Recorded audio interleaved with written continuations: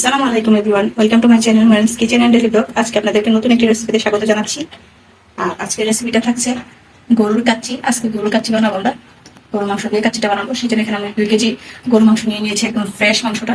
এরকম একটু বড় বড় টুকরো করে নিয়েছি। আমি কাচ্চি বানাবো সেই জন্য একটু বড় বড় করেছি। আর এখানে ইনগ্রিডিয়েন্টস যা লাগবে তা আমি এখানে নিয়ে নিয়েছি। বেরেস্তা করে নিয়েছি আগে থেকে আমি পেঁয়াজ, আদা রসুন নিয়ে নিয়েছি এখানে 6 টেবিল চামচ, দই নিয়ে নিয়েছি এখানে 1 কাপ। আর এখানে মশলা যা লাগবে তা আমি এখানে নিয়ে নিচ্ছি।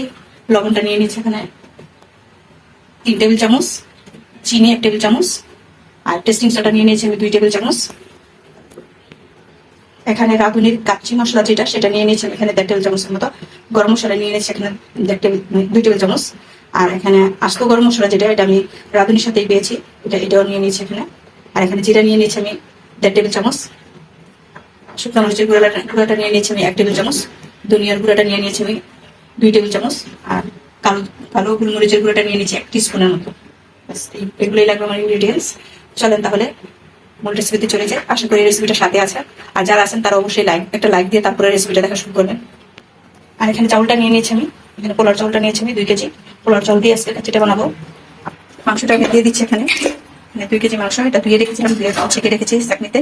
এখন সবগুলো ইনগ্রিডিয়েন্টস আস্তে আস্তে দিয়ে দিচ্ছি আমি। আদা রসুনটা দিয়ে দিচ্ছি প্রথমে, এখন দিয়ে দিচ্ছি টক দইটা,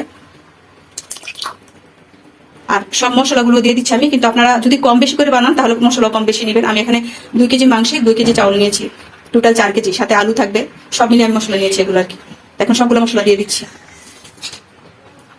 আপনারা মশলা কম বেশি করে নিতে পারবেন আপনাদের আন্দাজ মতো। দিয়ে দিচ্ছি এখানে 1 কাপ তেল দিয়ে দিচ্ছি। তেলটা আপনাদের আন্দাজ মতো দিবেন, যে যেমন রান্না করবেন সেরকম করে দিবেন তেলটা। আমরা ঘি অ্যাড করবো সেই জন্য এখানে টোটাল তেল দিয়ে দিয়েছি আমি এখানে 300 গ্রাম। আপনারা যদি ঘিটা ইউজ না করেন তাহলে তেলের পরিমাণটা বাড়িয়ে দিবেন। বেরেস্তাটা দিয়ে দিচ্ছি 1 কাপের মতো। বেরেস্তাটা কাচ্চিতে বেরেস্তার একটু বেশি লাগে। এখন আমি মাংসটা মেরিনেট করে দিচ্ছি ভালো করে, মাখিয়ে দিচ্ছি। ভালো করে করতে হবে, মশলাটা একটু মাছের ঢুকে ভালো করে। মাংসটা আমি ভালো করে ম্যারিনেশন করে নিয়েছি। এখন আমি এটা রেখে দেবো।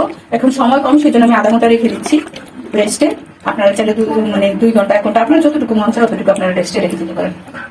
ফিরে আসছে তাহলে আধা ঘন্টা পর। এখানে আমি 2 কেজি চাউলের জন্য 3 কেজি পানি দিয়ে দিয়েছি, আর সাথে আস্ত মশলা কিছু দিয়ে দিয়েছি, এলাচি, দারচিনি, তেজপাতা আর লং যেটা বলে।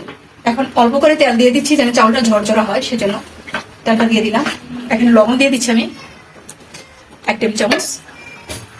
এখানে লবণটা আমি চাউলের পরিমাণে দিয়েছি, কারণ অলরেডি মাংসটা আমি ম্যারিনেট করার সময় লবণ ইউজ করছি, সেই জন্য। পানির বলক চলে আসছে, এখন আমরা চাউলটা দিয়ে দিচ্ছি।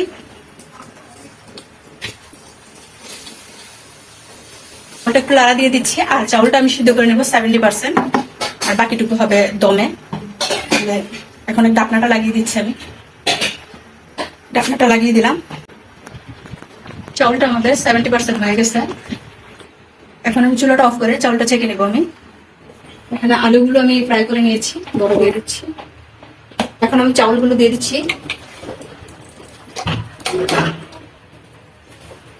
একটু সমান করে দিচ্ছি চাউলটা। এখানে ঘিটা আর একটা ম্যাগি তেল দিয়েছি, চিকেন স্টু যেটা বলে, এটা দিয়েছি। এগুলো দিয়ে দিচ্ছি, আর সাথে একটা দই আছে, দুধ আছে 10 টাকার দুধ, ওইটা দিয়ে দিচ্ছি একসাথে।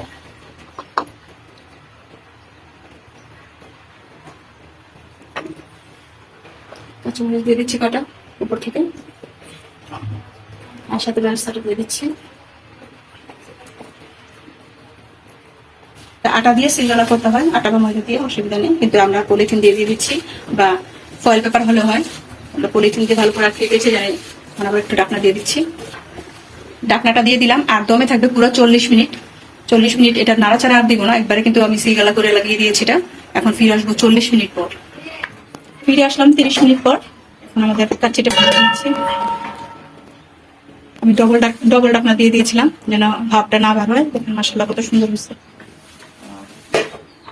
এখন একটু লাড়া দিয়ে দিব। খুবই সুন্দর খুশবু আসতেছে, যেটা খুবই সুন্দর হয়েছে। যদি বাসমতি চাউল দিয়ে করা হয় সেটা আরো বেশি ভালো হয়। একটা সুন্দর হয়েছে। ঘরে থাকা উপকরণ দিয়ে কত সুন্দর করে কাচ্চি বানানো যায়, বাইরে যাওয়ার কোনো প্রয়োজনই নেই। এগুলো যে স্বাস্থ্যসম্মত এটা কোনো গ্যারান্টি নেই, এটা একদম স্বাস্থ্যসম্মত নিজেদের করা। বাসা অবশ্যই এভাবে ট্রাই করবেন।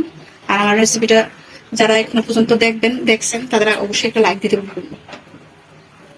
মাশাআল্লাহ, দেখেন আমাদের কাচ্চিটা একদম রেডি হয়ে গেছে, ঘরোয়া ভাবে গরুর কাচ্চি। আর হোটেলে গিয়ে খেতে হবে না এত দাম দিয়ে, ঘরেই বানিয়ে নিতে পারবেন একদম সহজভাবে কাচ্চিটা, আমার রেসিপিটা দেখে ফলো করে। আর আমার রেসিপিটা যদি আপনাদের ভালো লাগে তাহলে অবশ্যই একটা লাইক দিবেন, কারণ আপনাদের একটা লাইক আমাদের জন্য অনেক মূল্যবান। আজকের রেসিপিটা যদি আপনাদের ভালো লাগে তাহলে আমার পেজটার সাথেই থাকবেন, আর আমার ইউটিউব চ্যানেলটা সাবস্ক্রাইব করে দিবেন, আমার পাশে থাকবেন, আইকনটি ক্লিক করে দিবেন। সবাই ভালো থাকবেন, সুস্থ থাকবেন। আল্লাহ হাফেজ, আসসালামু আলাইকুম।